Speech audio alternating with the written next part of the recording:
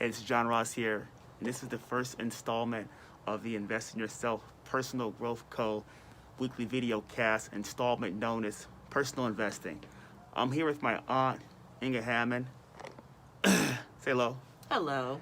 We're just going to talk a little bit about her growth and the subject of learning more about finances, getting out of credit card debt, just learning more about how money works, and about an awesome book that she actually read recently, and a book she actually referred and gave to me, and I'm about 90% through it. So we're just going to sit back, have a conversation, and talk a little bit about that.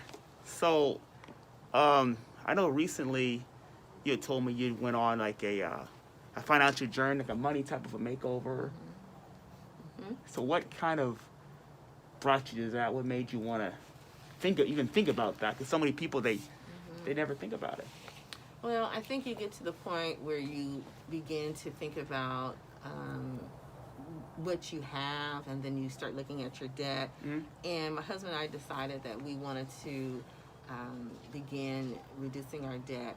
And I think at any stage in your life, you have to make an evaluation of where you are, where you want to be. Mm-hmm. And we did not want to continuously be in debt. Right. So we began aggressively, particularly this year, starting to, our goal was to pay off a small vehicle that we had purchased a while back, which wasn't working. Right. So that was our objective for 2020. Well, then the pandemic hit. Mm-hmm. And I say this with a lot of grace. We were very fortunate as people that were employed with the state of California to be able to continuously be employed. Oh, what a blessing. My husband works for a department that is in great demand, so he was able to get overtime. So not only were we able to pay off the small vehicle, we paid off several $1,000s worth of debt, Wow. disposed of credit cards, and we're on the cusp of finishing up a personal loan. So I think the focus is, when you are able to start paying off your debt, you just begin to feel more freer with the finances that you have. Yeah. And you can continue to be a good steward. Right. It's like now if something happens, like we needed to get something done, some electrical work, it's not an emergency per se, it's just maybe an inconvenience. Yes. So, yeah. Yeah, so, I know one thing I read is so many people, of course, have credit card debt, like almost everybody. Mm-hmm. But many people, they get by for years just making the minimums. They never really get into that and really tear any chunk into. So you had to get, like, dead serious, though, because I know there was, like, things I'm like, you know what? I'm pretty sure you're like, I want to buy that. I want to buy this. Like, do I need to... You have to have a mind shift, because you have to think about the investment in your future as opposed to what you're doing right now. Right. Yeah, I could probably buy a whole bunch of cars. Probably could have bought a car, could have bought a couple of diamonds. Oh, and, yeah. But then COVID gave, I think, many of us a more focused laser focus on what do we want. And you began to recognize and decipher between your wants and your needs. And then you decide, you know what, let's pay this off. Let's get rid of it. Yes, many times people will have credit card debt. They will decide, well, okay, I can buy this, I can afford the minimum payment. COVID caused us to be able to see, that might not have been the best decision to buy that car or make that purchase, because then you were in a position where you didn't have any income coming in. Yeah. So, for us, we had a mind shift, and the more you started looking at, okay, we paid this off, then we can go to the next thing. And then it's like, well, you start to feel freer. Free you are, yeah. It's like, oh, okay, there's some extra monies coming in. And we, pretty much subscribe to Dave Ramsey's Baby Steps. So we're... Awesome book. I've actually 90% through it. I'm going to finish it in the next couple of days. Great book. You start to feel freer. You don't feel so bogged down with the debt and feeling like, oh, I'm working to pay off bills. Now it's like, you start thinking about retirement. Awesome. Be able to invest monies in your retirement. Investments. And building up your Positive. emergency fund. So it's a mindset that you have to decide, I want to do better. Yes, you would definitely say deciding to pick that book up, investing in education as far as learning more about finances and credit cards, really change your life, which you may not even have fully understand. You didn't understand all this No, stuff and these I- habits you had. no. You start reading some of this stuff, huh? Rachel Cruz, which is a part of the Dave Ramsey organization, Yeah. recently published a book, Know Yourself, Know Your Money, which we just got those copies this week. A lot of times our financial behavior is built upon our past. Right. Where, when we were growing up, how was money treated in our home? Right. How did your family handle your finances? Generational stuff. Yes. And so sometimes the things that we do is because of what we've been taught or not taught. For Sometimes sure. people are spenders Oh, yeah. because when they grew up, their parents didn't have any money, and so they figure once I get up and on my own, I'm gonna just spend. I'm gonna buy this and buy that. And then you have people probably on the other spectrum where maybe they save and they just are like hoarders of their money. They don't buy anything. Right. Don't enjoy it. But there's only 3 things you can do with money. You save it, spend it, enjoy it. Enjoy it. And a healthy financial person does all 3. That little bit of balance. Yes. Because you need to save money. You need to allocate money for spending Right. to do what needs to be done.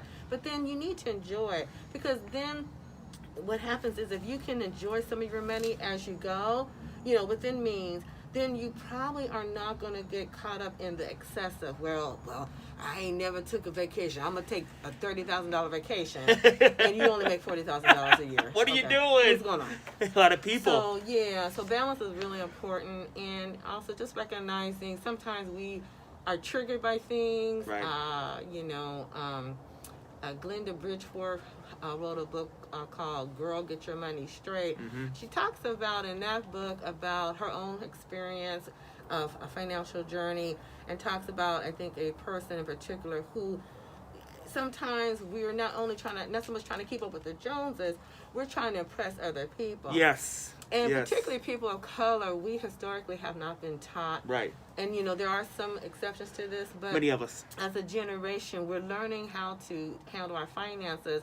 But it is it's a shift generationally that has to happen. Very important. And sometimes, and it's not limited to African Americans, but other people, sometimes you're trying to impress other people. Other people. And to be frankly and honest and frank, who cares about the opinions of other people? Because at the end of the day, if you're trying to, buying all these clothes and this and that, just to impress people, Right.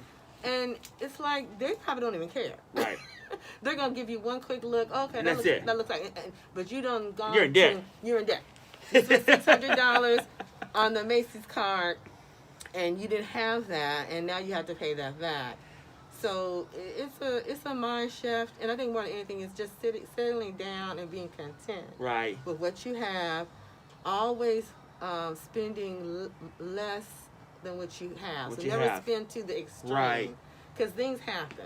Yeah, so one thing I've learned in my reading, and I'm reading like finance and education on that is just so, it's more than just saving. I'm going to save this, save that. You have to get educated on how to do that and learn those habits. Those are habits myself that I've been learning. Yeah. I was reading a book, I was reading Dave Ramsey's book. I've read some people, they're making truckloads of money, 6-figure money. I listen to the radio show pretty much every morning. These people have said, hey, what's your income? $150,000. Right. How much are you in debt? Credit card debt? $30,000, $40,000. I'm like, Jesus, how you? And then sometimes you hear the other side. They make $150,000, for example, and they're in like $100,000 worth of debt. Yeah, so it's almost like, you spend money on your college education and all that. That's great investment. It's awesome. But I see people that go and they'll make $100,000, $200,000, and they've never been educated about how to deal with their finances. They got 3 car notes, they got a bow, they just they got $100,000 in debt. And what's important to recognize that financial competency, if you will, is 80% behavior, 20%. I think I may get the You guys numbers. getting that? 20. It's more of. Well, I think I get the ratios wrong, but in spite of having a whole bunch of money, sometimes we look at people and we think, oh, well, they got it going on. Right.